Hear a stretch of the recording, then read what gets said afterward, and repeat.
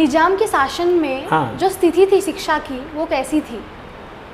बेटा मैंने तो नहीं देखा है, क्योंकि मैं स्वतंत्रता के बाद पैदा हुई। मेरी पैदाइश 1948 में, मैं सितंबर 1948 की पैदाइश हूँ। लेकिन मैंने सुना ज़रूर है।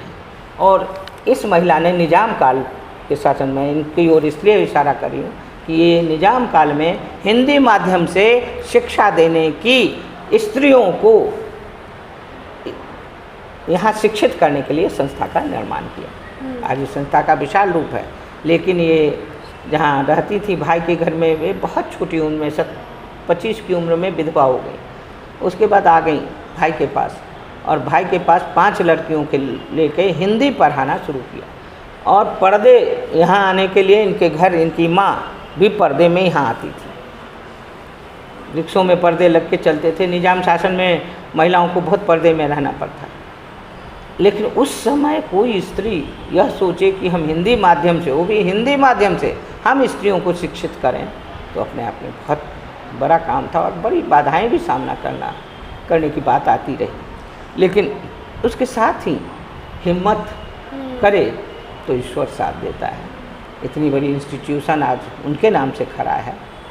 और इसमें मैं जब यहाँ आई थी, ज्वाइन किया था मैंने 1976 में, तो यहाँ मल्टीपर्पज़ तक था। और यहाँ लगभग महिला नवजीवन मंडल के अंदर चलने वाली नवजीवन बालिका विद्यालय, बहुत सारे और भी क्रियाएँ थी, सक्रियाएँ और इकाइयाँ इनकी थी। नवजीवन बालिका विद्यालय में मल्टीपर्पज़ में 1100 बालिकाएं पढ़ती थी।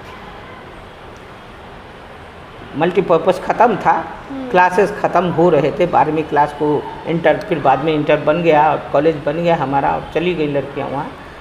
लेकिन 1100 छात्राओं के साथ इंस्टीट्यूशन, महिला इंस्टीट्यूशन, हिंदी माध्यम चलाना अपने आप में एक बहुत ही उत्कर्षपूर्ण कार्य, और ये यहाँ होता था। आज भी मैं आपको बता दूँ, आज के समय में जब सब चीज़ें बदल रही हैं तो कोई बड़ी बात नहीं, लेकिन अभी भी हमारे पास सिर्फ 3 पुरुष हैं एम्प्लॉयमेंट, बाकी लगभग 70 महिलाएं यहाँ कार्य कर रही हैं।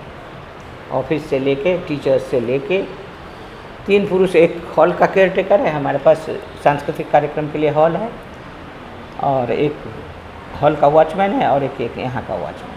बस केवल 3 पुरुष है, बाकी 75 महिलाएं यहाँ काम करती हैं। दोनों स्कूल के सभी टीचर्स, क्लर्क, प्यून्स, आया, आज आपने आज देखा है कि आया भी हमारे पास स्त्री। तो ऐसे इंस्टीट्यूशन, आज भी यह इंस्टीट्यूशन अपनी उन गरिमाओं के साथ, और हिंदी माध्यम से शिक्षा अभी भी चल रहा है। और 250 लड़कियाँ, आज के दिन जब कोई हिंदी नहीं पढ़ना चाहता है, तो इस विद्यालय में 250 लड़कियाँ आज भी पढ़ रही हैं, शिक्षा प्राप्त कर रही हैं। आपने कई किताबें लिखी हैं। हाँ, तो एक लेखक के रूप में सबसे मुख्य विषय क्या होता है? बेटा, लेखक के लेखन के क्षेत्र में तो मैं बहुविध लेखिका हूँ। मैं आपको 2-3 किताब मेरे टेबल में होगी, मैं दिखा भी देती हूँ। और मेरा मुख्य विषय सामाजिक और शैक्षिक एवं नारी प्रधान विषय, मेरे लेखन का प्रमुख विषय यही रहा है। कवित्री के रूप में भी मैंने लिखा है। 4 पंक्तियाँ आपको दे रही हूँ। न तो श्रृंगार पर लिखा है, न विरह व्यापार पर लिखा है, न स्वीकार पर लिखा है, न इनकार पर लिखा है। मैंने तो जलती अंगार पर लिखा है, मैंने तो दहकते शोलों के कागार पर लिखा है। वाह। इस तरह की रचनाएं भी लिखती हूँ। और नारी का बातचीत के क्रम में आपको बता ही दिया हूँ। जी। एक रचना ज़रूर मैं आपको देना चाहूँगी बेटी। मैं स्त्रियों को कहाँ लेती हूँ, और ये आपको समर्पित कर रही हूँ ये रचना, क्योंकि आप हमारी उस पीढ़ी की नायिका हैं जो पीढ़ी अभी समाज में कुछ करने का जज्बा लेकर आगे बढ़ रहा है। तो आपको भी समर्पित कर रही हूँ।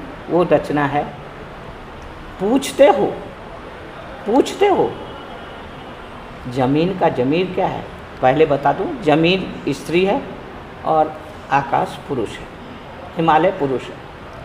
पूछते हो ज़मीन का ज़मीर क्या है। अरे कभी देखा है हिमालय को?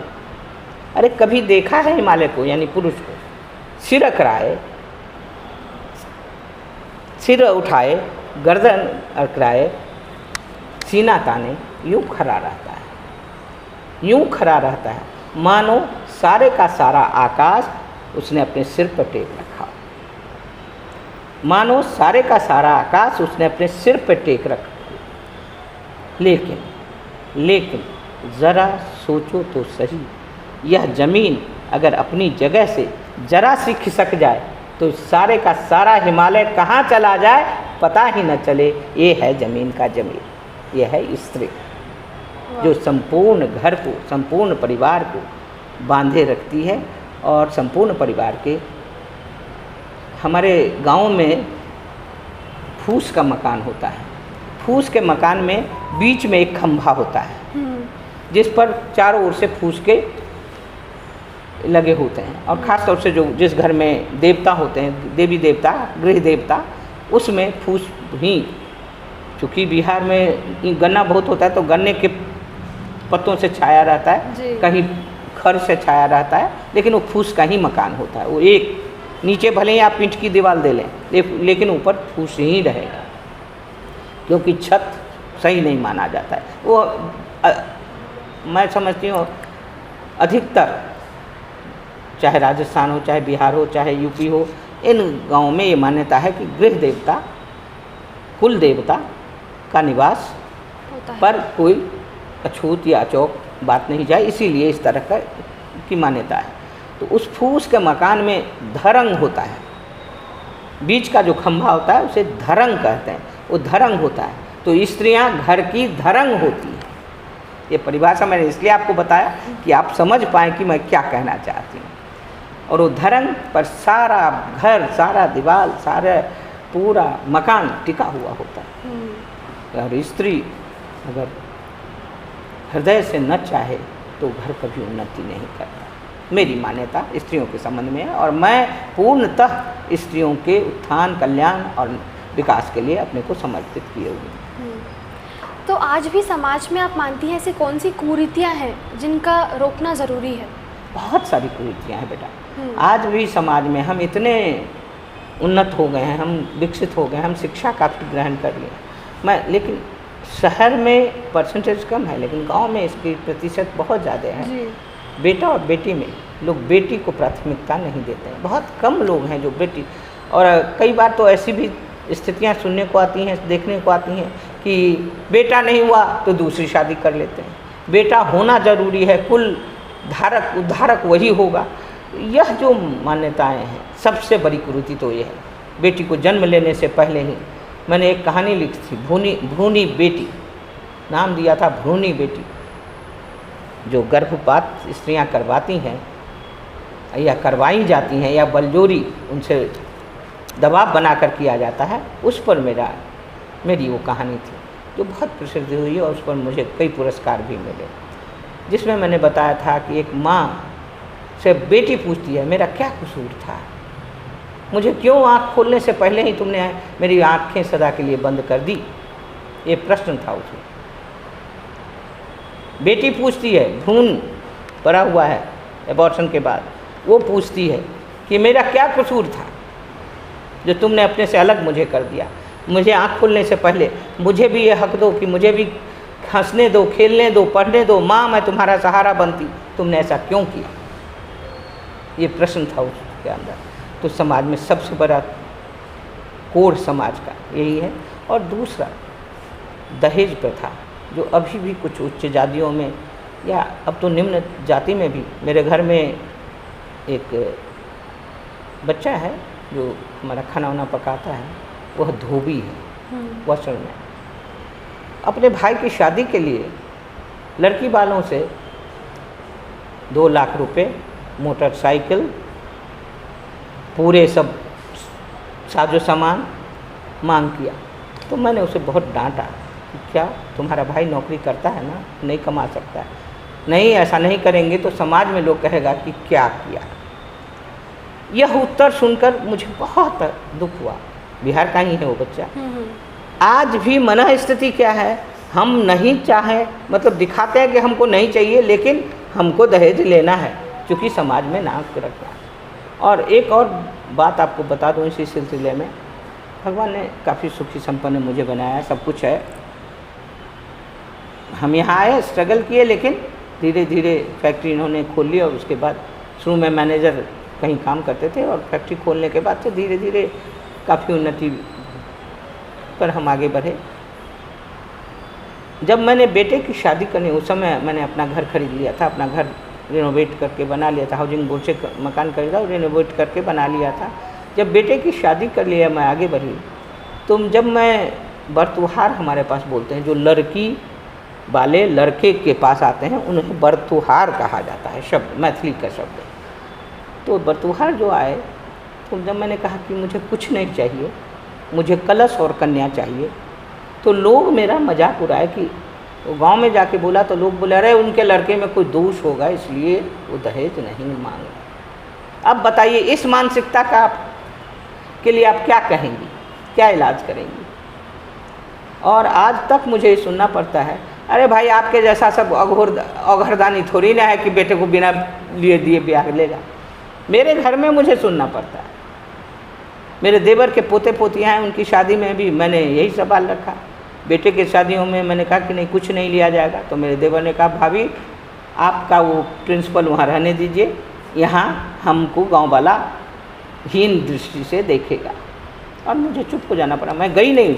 जहाँ दहेज ली जाती है मैं वो शादी नहीं अटेंड करती। अभी पोती का शादी मैंने किया, मैं तेलुगु ब्राह्मण से शादी की, इसलिए कि मुझे दहेज न देना पसंद है न लेना पसंद है।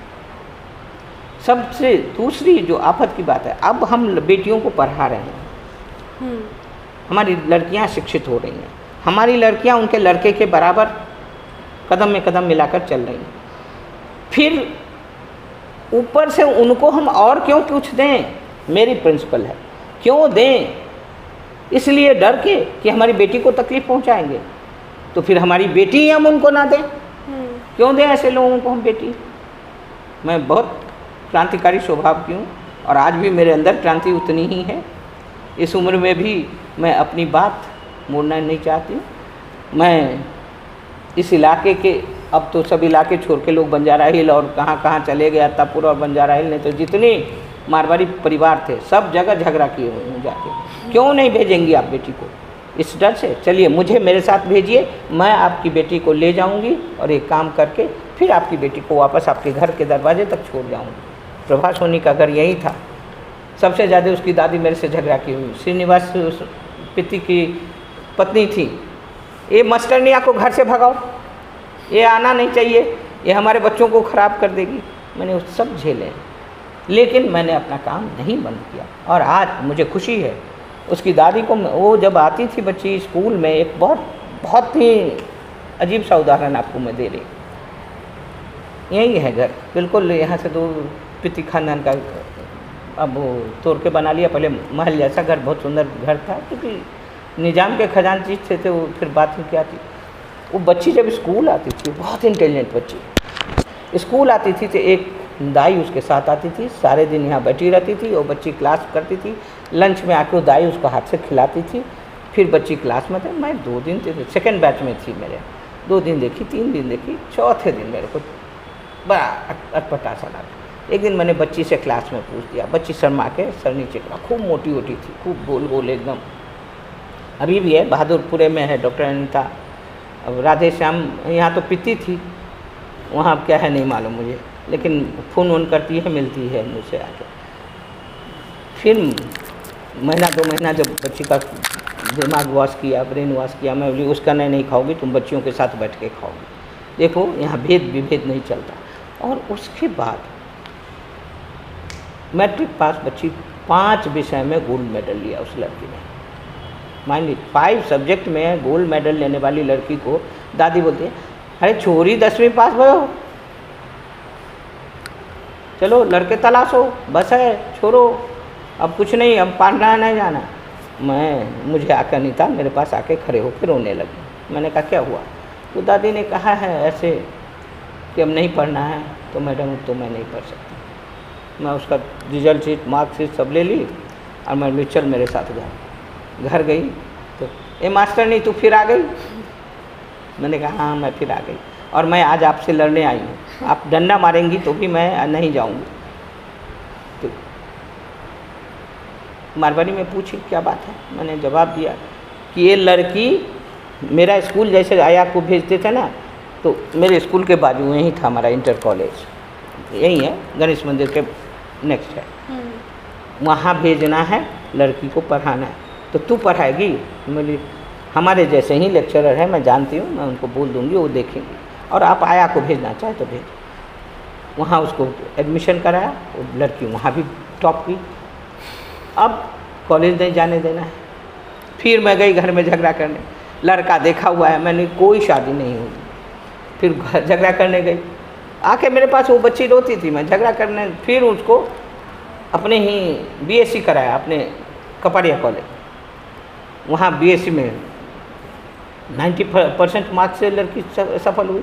उसके बाद आके बोली मैडम मैं हिंदी से एमए करना चाह रही। अब तो मैं भी मुश्किल में, अब तो ये तो आजू बाजू का मामला था, निपट गया। दादी के पास गई तो दादी बोली नहीं नहीं नहीं, अब हम इस लड़की को इससे ज़्यादा पढ़ाएंगे तो लड़का हमारे मारवाड़ी में नहीं मिलेगा, हम इतना ही पढ़ाएंगे। मैंने कहा नहीं, लड़की बहुत अच्छा कर रही है और आपको इसको पढ़ाना है। यही है, बस में नहीं चढ़ना पड़ेगा, आप गाड़ी से भेज दीजिएगा, यही है कॉलेज, ये उस्मानिया बोलते उसको, आपको नहीं मालूम, हॉस्पिटल क्या, नहीं हॉस्पिटल नहीं, उस्मानिया कॉलेज है, उसमें इसको एमए में करा, उसको एमए में एडमिशन दिलाया, और वो एमए 5 गोल्ड मेडल लेके हिंदी से एमए कर लिया। अब वो मेरे पास आई कि मैं एमफिल करूँगी। मैंने कहा ठीक है, करवा देती हूँ, चलो देखते हैं। काफ़ी उसके घर से बहुत विरोध हुआ। इस बार तो उसकी माँ भी बोली, माँ कौन थी? मनसाराम गुप्ता की बड़ी बेटी शारदा गुप्ता। मनसाराम गुप्ता मेरे पिताजी के साथ जेल में थे। निजामाबाद के मनसाराम गुप्ता, मधुबनी के रामानंद मिश्रा, दोनों एक जेल में थे और वहाँ से दोनों की दोस्ती। मनसाराम गुप्ता जब पिताजी आए तो मुझे लेके गए उनसे मिलाने। मुझे बड़ा अजीब लगा जब उन्होंने कहा कि मेरी बेटी जो है वहाँ दी हुई है पिती खानदान में, तो मैं तो आपकी बेटी को पहचानती हूँ। क्या अजीब संजोग है, देख लो। और उसके बाद जब मैं जाके एमफिल करवाया, यूजीसी का ग्रांट मिल गया उसको, पीएचडी करवाया, यूजीसी का ग्रांट लेके उस लड़की ने पीएचडी किया और टॉप रैंकर, बहुत समझदार, बहुत अच्छी और बहुत ही बुद्धिमती। तो इतना स्ट्रगल उसके साथ मैं भी बराबर करती रही। पीएचडी का एंट्रेंस भी, यूजीसी का टेस्ट भी सब मैंने तैयार करवाया, और इतना करने के बाद जब जहाँ ब्याही गई वहाँ घर में बिठा दी। कोई टैलेंट का कोई फ़ायदा नहीं। तो ये सब भी मैंने किया है। ऐसे ही ख़ास तौर से मारवाड़ी समाज, चूँकि उस समय हिंदी वाले और तो कोई थे नहीं, मुस्लिमों से उतना रिश्ता नहीं जुड़ सका था मेरा, तो मारवाड़ी समाज में जो यहाँ से लेके बेगम बाज़ार से लेके चार मीनार तक की बहुत सारी बच्चियाँ ऐसी हैं जो मुझे जानती भी हैं, जो मुझसे मेरे द्वारा शिक्षा ग्रहण की हैं, और जो आज कहीं ना कहीं कुछ कर रही हैं। कुछ ऐसे भी हैं जिनको कुछ नहीं करने दिया गया। मेरा आखिरी सवाल, आप आने वाली बच्चियों, आने वाली लड़कियों को क्या संदेश देना चाहती हैं? सिर्फ इतना ही कहूँगी, बेटी तुम में सद्गुण है, सिर्फ उसका उद्घाटन करना, अपने अंदर की बात मानना, इधर उधर की कोई बात पर कान नहीं धरना, आगे बढ़ना, लक्ष्य होना चाहिए, कुछ पाने की ललक होनी चाहिए, और कुछ भी कर गुजरने का साहस होना चाहिए। यानी साहस, ललक और लक्ष्य तीनों लेकर चलो। लेकिन एक उसके साथ एक छोटी सी बात और ज़रूर जोड़ना चाहूँगी, भारतीय संस्कृति की हमेशा से सम्मान करो, स्वागत करो, पाश्चात्य की हवाओं में कभी मत बहना। अपनी ऊंचाई, नारी यत्र नारी पूज्यन्ते के सिद्धांत को कायम रखना, उसी में तुम्हारा भी सब सम्मान है, तुम्हारा स्वाभिमान है, और आगे बढ़ते रहने में तुम्हारी ज़िंदगी है। धन्यवाद जी, आपका बहुत बहुत धन्यवाद हमारे से बातचीत करने के लिए। तो अभी आपने सुनी अहिल्या जी की बातें, किस तरह उन्होंने लोगों को जागरूक किया, उनके घर जाके बच्चियों को पढ़ाया, उन्हें समझाया और आगे बढ़ाया। तो ऐसे ही वीडियोस के लिए देखते रहिए विवंशी न्यूज़। धन्यवाद।